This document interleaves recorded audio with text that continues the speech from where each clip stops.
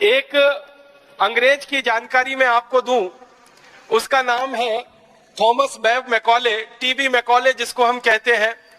ये भारत में आया, करीब 17 वर्ष इस देश में रहा। सबसे ज्यादा जो अंग्रेज अधिकारी इस भारत में रहे उनमें से उसकी गिनती होती है मैकॉले की। और जब वो भारत में रहा तो भारत का काफी उसने प्रवास किया, यात्राएं की। उत्तर भारत में गया, दक्षिण भारत में गया, पूर्वी भारत में गया, पश्चिम भारत में गया। और अपने 17 साल के भारत के प्रवास के बाद वो इंग्लैंड गया और इंग्लैंड की पार्लियामेंट में, हाउस ऑफ कॉमन्स में उसने एक लंबा भाषण दिया। उस भाषण का थोड़ा सा अंश परम पूजनीय स्वामी जी द्वारा लिखित जो पुस्तक है शंखनाद, उसमें आप पढ़ सकते हैं। और वो अंश है, वो ये कह रहा है ब्रिटिश पार्लियामेंट के हाउस ऑफ कॉमन्स में, I have travelled length and breadth of this country India, but I have never seen a beggar and thief in this country India. इसका मतलब क्या है? वो ये कह रहा है कि मैं संपूर्ण भारत में प्रवास कर चुका हूं, उत्तर से दक्षिण, पूरब से पश्चिम में मैं जा चुका हूं, लेकिन मैंने कभी भी अपनी आंखों से भारत में एक भी व्यक्ति ऐसा नहीं देखा जो चोर हो, एक भी व्यक्ति ऐसा नहीं देखा जो बेरोजगार हो, एक भी व्यक्ति मैंने ऐसा नहीं देखा जो गरीब हो। ये बात आप ध्यान दीजिएगा, वो 2 फरवरी सन 1835 को कह रहा है। माने आज से अगर हम ये जोड़ेंगे तो लगभग 160-170 साल पहले वो ये बोल रहा है कि एक भी व्यक्ति भारत में गरीब नहीं है, बेरोजगार नहीं है, चोर नहीं है। वो ये कह रहा है। इसका माने भारत में गरीबी नहीं थी, बेरोजगारी नहीं थी, और चोरी कोई क्यों करेगा जब कोई गरीब नहीं है, बेरोजगार नहीं है। फिर आगे के वाक्य में वो और बड़ी बात कह रहा है।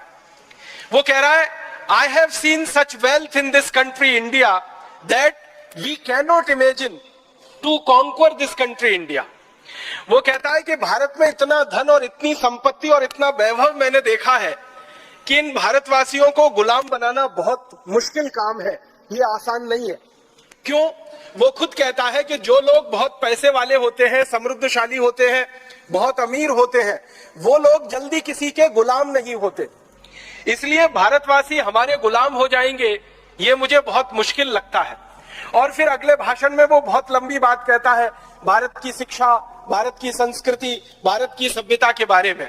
मैं उस बात को आगे नहीं ले जाना चाहता, सिर्फ प्रमाण के रूप में 2 फरवरी 1835 को दिए गए उसके भाषण के ये 2-3 वाक्य हैं जो हमारे ध्यान में आने चाहिए कि भारत में एक अंग्रेज घूम रहा है और कह रहा है कहीं गरीब नहीं है, कोई बेरोजगार नहीं है, किसी को चोरी करने की भारत में जरूरत नहीं है। इसका माने भारत कुछ काफी समृद्धशाली देश है। फिर इसी भाषण के अंत में मैकॉले एक वाक्य और कहता है, उसको मैं सीधे सुनाता हूं। वो कहता है कि भारत में जिस व्यक्ति के घर में भी मैं कभी गया तो मैंने देखा कि वहां सोने के सिक्कों का ढेर ऐसे लगा रहता है जैसे कि चने का या गेहूं का ढेर किसानों के घरों में रखा जाता है। माने सामान्य घरों से लेकर विशिष्ट घरों तक सबके पास सोने के सिक्के इतनी अधिक मात्रा में होते हैं कि वो ढेर लगाकर उन सिक्कों को रखते हैं।